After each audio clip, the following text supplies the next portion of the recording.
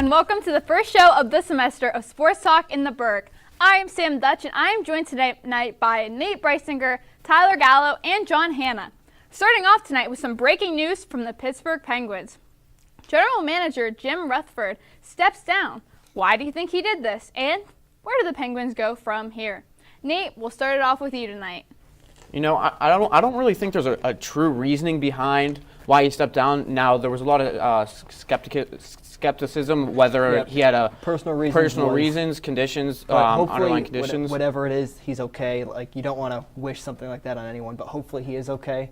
But I think his time in Pittsburgh has run to a bit of an end. If you look at what's happened over the past couple seasons, trading for Mike Matheson, who had that massive contract, signing Jack Johnson was a terrible deal, yes. Eric Goodbranson to this massive contract. You can talk about the trade he flipped with Phil Kessel, getting Alex Galchenyuk.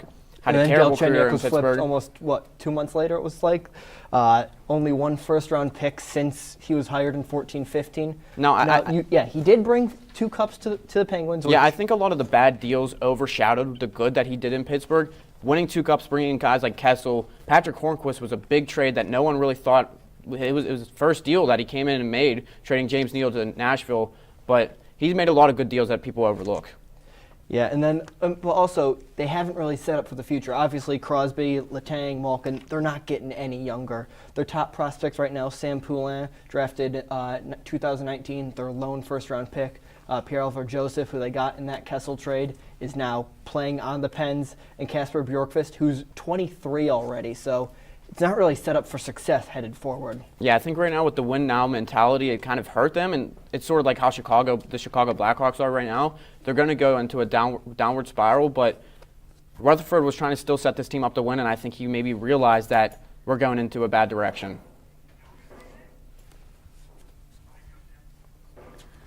From hockey to football, 2021 has been an action-packed year already for the NFL. What have been some surprises that you've seen throughout the playoffs? John, let's throw it to you.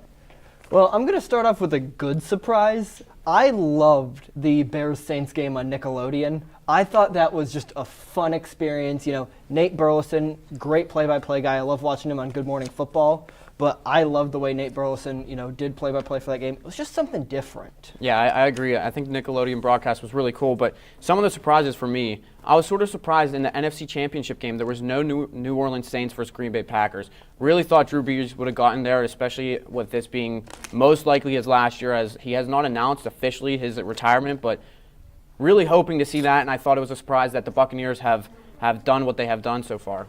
Yeah, I'm not saying this is a surprise to me. I'm just happy it happened. I'm happy that Lamar Jackson got the playoff monkey off his back and got that win against the Titans. And it showed how good of a quarterback he is. He gets just absolutely blasted by both media and pretty much anybody around football calling him a running back.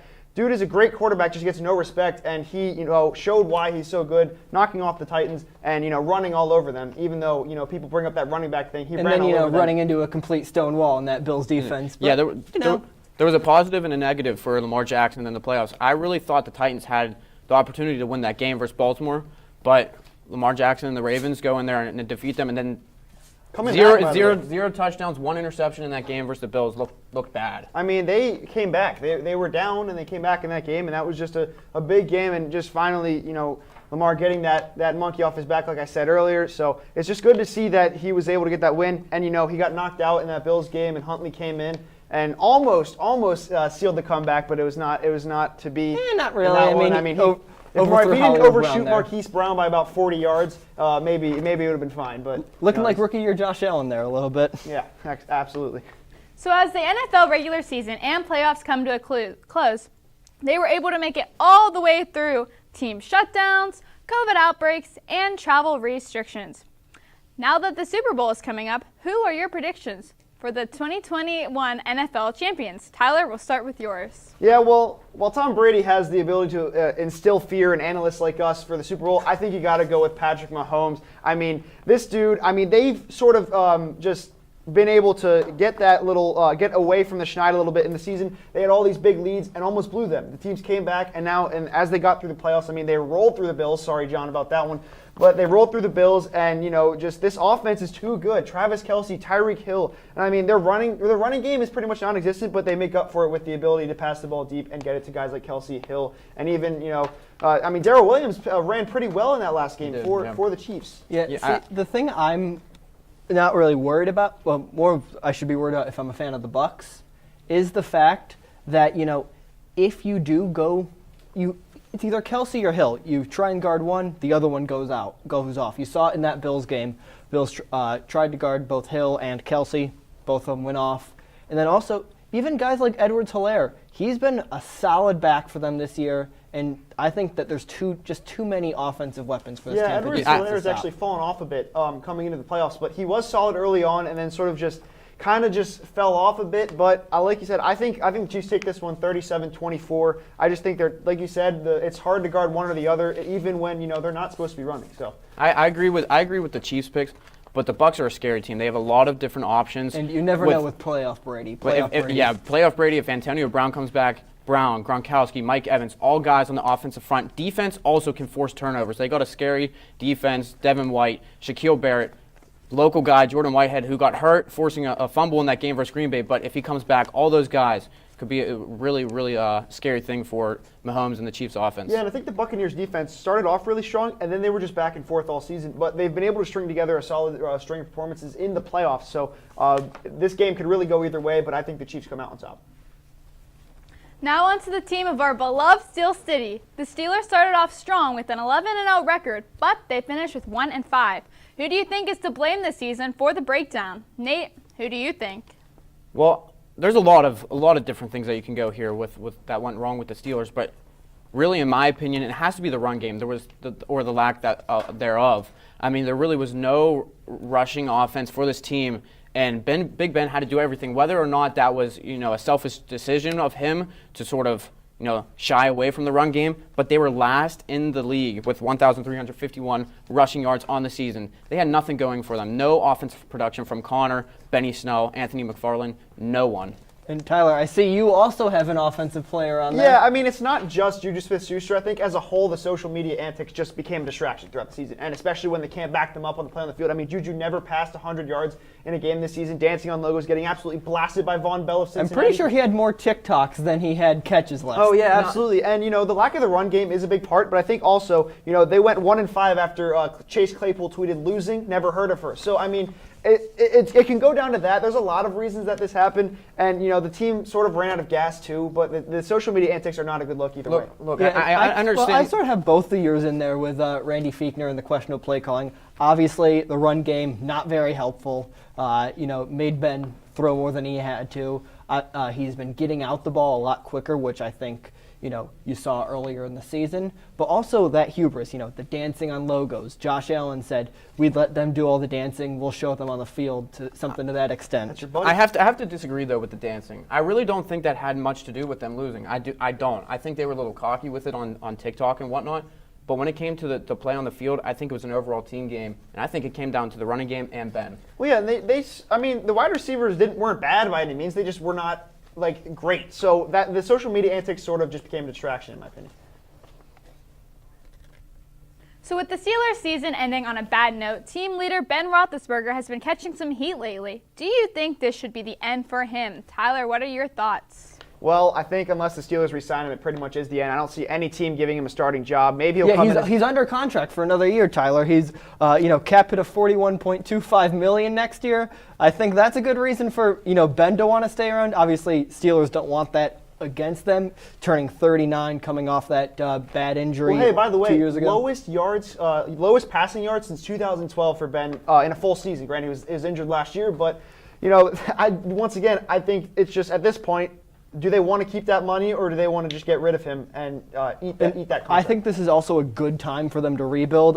They have young studs in T.J. Watt, Chase Claypool, Devin Bush. And also, this QB class coming up in this draft, it's not terrible. Obviously, of the top guys like Justin Fields, Trevor Lawrence, but also later in the draft, guys like Trey Lance from North Dakota. Trask. Yeah, Kyle Trask, Florida, Mac Jones even. Yeah, These all are those guys guys that can, develop into that sort of star you want at the quarterback position. Now, I don't even think they need to draft a quarterback this year. I think you wait until next year. I think what they need to do is they need to bolster that offensive line.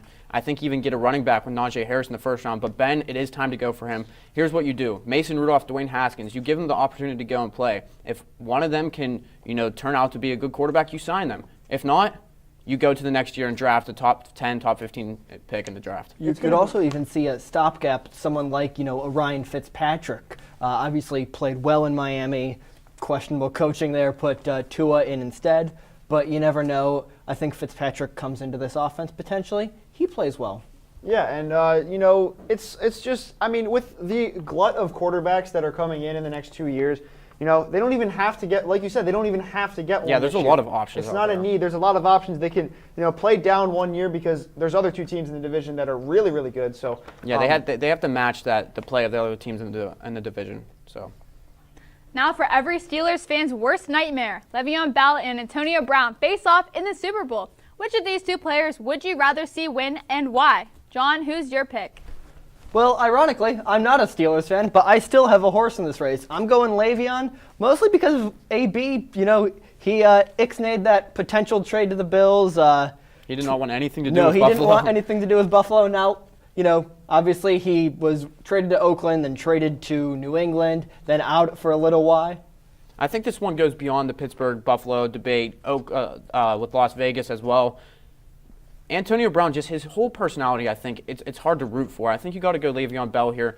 With what Antonio Brown has put himself through, just the throwing furniture, all this, and getting himself into legal trouble. I do not want to root for Antonio Brown here. People out there saying, but AB deserves a second chance. He does not deserve a second chance. He's on his 5th chance now? He was so psychotic during his off-the-field tirades, and I just think, Bell just, he just sat out the season. It wasn't. It was a distraction for the team, but Brown was getting into legal trouble. Yeah, Bell was beyond the game for Brown. It was a less of an off-the-field distraction. So the safe pick here is Le'Veon Bell. And the other reason, if you root for Antonio Brown, you know who else you're rooting for? Tom Brady. Bingo. Brady, and I know Gronkowski. And Gronkowski. I've always liked Gronkowski, but Tom Brady, being when I was a young Dolphins fan. Not a fun time. Not a fun time watching him slice up. But yeah, Le'Veon Bell, safe pick here. He only held out of the season. He didn't go crazy like Antonio Brown did. Swinging into baseball, the Pirates' teardown continues with trades of Bell, Musgrove, and Tyone.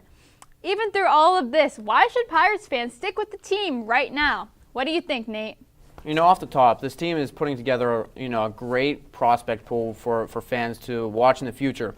But really, the only thing going for them this year is let's go out to the ballpark, the best ballpark in America. Really, that's the only thing fans have going for them this year. But the team is going to be abysmal once again for the next 2 to 3 years. But all the moves they're making, they're gearing up for the future, which looks a bit bright. Can I just say the question asked, why do Pirates fans stick with this team? They're Pirates fans. They should.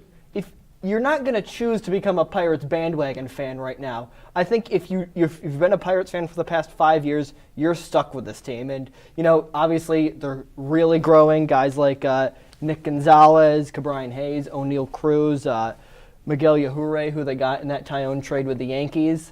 I think these guys, give them 2, 3, 4 years, you'll see a big powerhouse in the NL. Right, and those guys are the reasons you want to watch a team. The guys that are coming in as the seasons go along. If they haven't left already, they're not going to leave. If the fans haven't left already, they're not going to leave. And the fans that come back when the team is good, shouldn't even be there. But in my opinion, the guys like you said, Mitch Keller, O'Neal Cruz, Cabrian Hayes, who is going to get assigned to an extension, hopefully, for this team, but.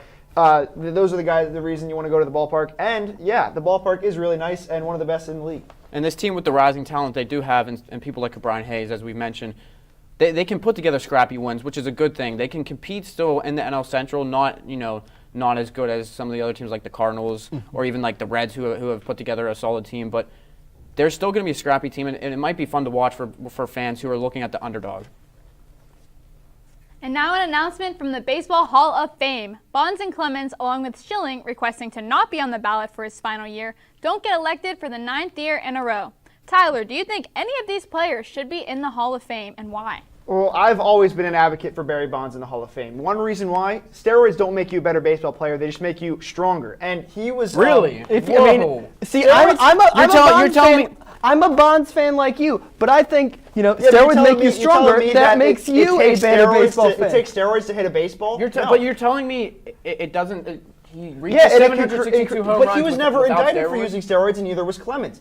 See, he was one of the best players in the league. He was one of the best players in the league before he was even mentioned. Yeah, I think if you talk in his pre-steroid, which is around 1998, give or take, his stats are still amazing. 1,750 hits, a .551 slugging percentage. He only struck out 958 times, 374 home runs, 321 doubles. If he had played baseball without a bat, he still would have been one of the best hitters of all time. Wow. Just think about that. He was intentionally walked one season more times than he was actually walked. So more than some teams were actually walked. So I will say, Barry Bonds and Roger Clemens, if not they use steroids, they still, with what they potentially were framed of doing, still it impacted the game. Just like Pete Rose with the gambling, it impacted the game. Curt Schilling, his was more or less beyond the game, and I think Curt Schilling should be in. I mean, Curt Schilling virtually sealed his fate last night, actually attacking the BBWAA and saying he doesn't want to be on the ballot. That's not going to be granted, obviously, because he has to. Per the Baseball Hall of Fame's website, and I quote, "Voting shall be based upon the player's record, playing ability, integrity, sportsmanship, character, and contributions to the team on which he played." And I think, in 2018, he called the Marjorie Stoneman Douglas shooting a hoax. So I think that automatically gets rid of any credibility for integrity or sportsmanship or character. Now, I think there was a lot of really questionable and controversial things he said after his career, but with what he did during his career, which a lot of that stuff wasn't said, he still deserve to be in the Hall of Fame. After the break, we'll transition from pro sports to right outside our window here at RMU and more college teams, finally able to get back in action. Stay with us here at Sports Talk in the Burgh. Over. Chance high five. All right. When you adopt a shelter pet, you discover all the things that make them unique. And your mother and... I am totally a hot person. Right, guys? Thanks for being honest. They're a little bit of a lot of things, but they're all pure love. Adopt pure love at theshelterpetproject.org. Multiple studies have shown that marijuana can slow both driver reaction and response time, which can be really dangerous. He's here. He's here. Wait. What? I can't drive. Why? My. Oh.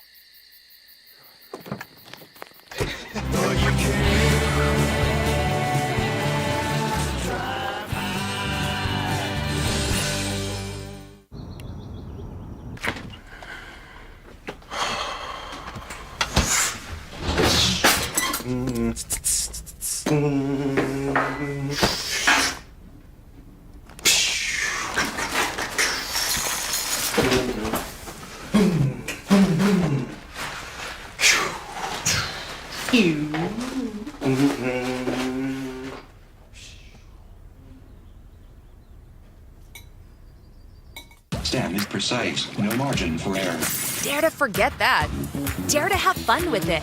Get weird with it. Dare to send those old STEM theories flying past the neighbor's house into outer space. Dare to program something internet-breaking, record-breaking. Dare to blow their minds. Dare to learn the difference between sedimentary and metamorphic rock. Go find those rocks. Dare to keep daring. Dare to STEM. Check out She Can STEM to get started. Welcome back to Sports Talk in the Burgh. Let's kick it off at Alabama. They dominated the national championship game with Mac Jones and Devonta Smith. Is defense dead in college football after two of the best offensive seasons ever? Nate, what do you think? Look, the past two teams that have won the national championships, LSU, Alabama, both coming from the SEC. The SEC thrives on offense, and I think that's the thing. A lot of SEC teams make it to the championship because of their offensive abilities. Now, Clemson out of the ACC in years past have also had solid offenses. Yeah, but I don't think SEC defense is used dead. to be really defensive. Obviously, LSU, DBU, guys like Trey White out of there. I think that And I think that's the beauty of college football. You It's have the these difference guys, from the NFL. You have high these scoring guys- There's offense. always going to be ebbs and flows of offense and defense. That's just the beauty of college Yeah, sports, like you because said. you have 4 years max usually of players. So one recruiting class you could have a great quarterback and receiver like we see with Mac Jones and Devontae Smith, and then the next maybe your quarterback isn't so good and you have a very strong defense. So that's what I love about college sports. And in listen general. there's still lockdown corners in college. They're just not at the big name teams that you see, and they're just going to get torched by these great players that are great. That's the reason they're great. So yeah, there's lockdown corners. I don't think it's dying. I think it's dying, but it could also be revived by a great defensive class. I don't think it's dead, because if you look here in Pittsburgh with the Panthers, they had one of the best defenses in the nation. They're continuing to build that defensive line. Now, if they add an offense to that team, they could be a top 10, top 15 team in the nation. But the SEC, just with the teams they put together, have great offenses. I mean, they make it look so easy. Devontae Smith's just running routes. Looks like he's just jogging out there. Over at Duke, Coach K snapped back at a student reporter after he asked the coach about the team's next step after losing their last few games. What do you make of Coach K's reaction, and was it a fair question? What do you think, John?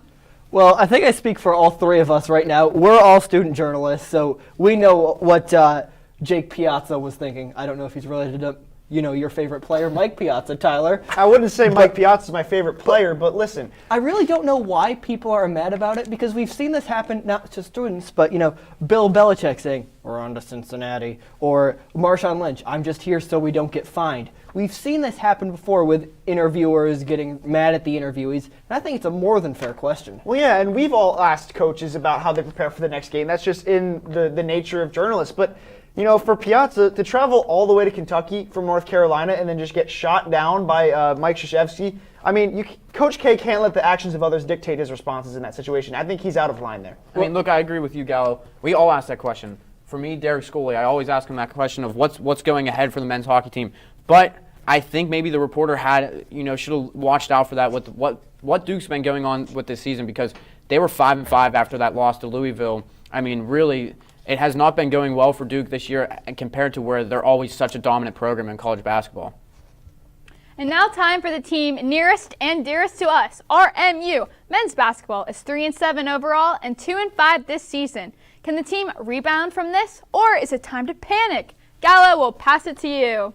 Look, I'm not really hitting the panic button yet, but the schedule doesn't get any easier ahead of Wright State. And, they need to have somebody step up in addition to A.J. Brown, who's been putting the team on his back right now. Whether it be Dante Tracy, who's fallen off a cliff this season, or Cam Ferris, who's looked really, really good as a freshman, especially from beyond the arc. Look, this team needs to have somebody else step up, and it can't just be A.J. Brown controlling the offense like he has almost every night. Where the heck was that offense? The Purdue-Fort Wayne first game, they had everybody clicking on all cylinders, and, they just haven't had that. And their defense has been very suspect in the last few games. Yeah, other than A.J. Brown, who's currently averaging 21.5 points per game, no one else on this team is averaging double digits. Closest is John Williams at 9.3. So they need this secondary scoring. Obviously, if you just double A.J. Brown, you're pretty much set for the entire game, it seems like, if you're facing this RMU Colonials offense. I mean, give me the panic button. I'm hitting it. This team is in some serious trouble. Yes, they got a good freshman class here with Cam Ferris, Traydon Williams, a lot of different guys, Enoch Cheeks, but they're better players who are supposed to be really good this year. Dante Tracy, John Williams, Charles Bain, nowhere to be seen. Dante Tracy was the NEC game MVP in the NEC championship game last year. He's been terrible this year. Yeah, this team is what, top 8, make the Horizon League tournament? Yeah, they're 11th, and they're three games out of 8th place. For this season, I'm hitting the and panic I think button. if Tracy can pick up his offense, they'll be able to do it, and he's just been non-existent. From guys to girls, RMU women's basketball won 2 games in a row with the help of freshman Sol Castro. Can Castro soon be as valuable as Nneka Ezebo was for so many years? Nate, what do you think? I think she can be really valuable, but I don't think she's going to reach the level of play Nneka Ezebo, had here at Robert Morris. They're different positions. Sol Castro forward, Nneka Ezebo center. Obviously, you have Nneka averaging those 7 rebounds a game. Sol Castro 4.2, not bad. But Nneka obviously is that more threat in the paint while Sol's making her business outside. Yeah, Nneka Ezebo was a lot bigger. Iri Mamadou as well. Those 2 losses were were huge for this women's basketball team. That's why they're 2-8 right now. But Sol Castro has stepped up over the last 2 games with Wright State, and she has played phenomenally, and I think she could be potentially reach another level with her play. Yeah, but I'm not going to say she's going to be the next Nneka Zibo after 2 games. Like, it's 2 games, and if her production dips after the next series, I wouldn't be surprised. Yeah, I don't say she Stay does. with us at Sports Talk in the Burgh, where after the break, our 3 panelists, Nate, Tyler, and John, will share their final takes. See you real soon.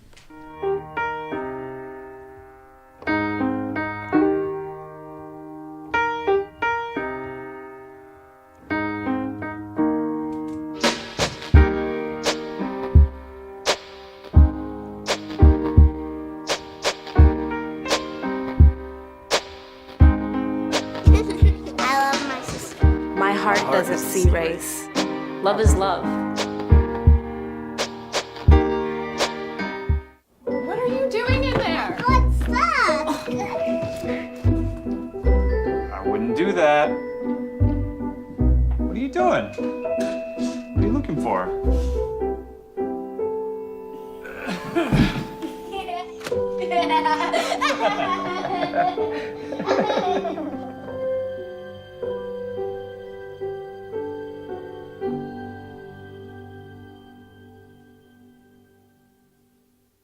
How prepared is your family if a hurricane shows up at your doorstep, or a flood, or a blizzard? You can't just turn away a natural disaster. That's why it's important to go to ready.gov/plan now. It has the tools and tips you need to make an emergency plan with your family. So if disaster comes knocking, Let's go. you'll be ready to help keep your family safe. It's just a pizza. Yes. Make a plan today.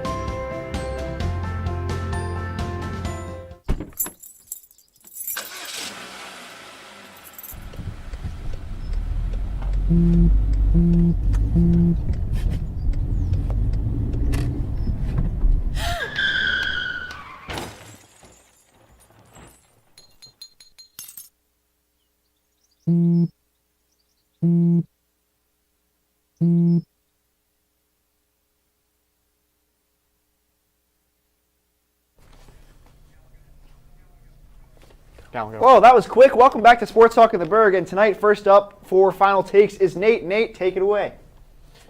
Here we go again. Another Super Bowl featuring good old Tom Brady.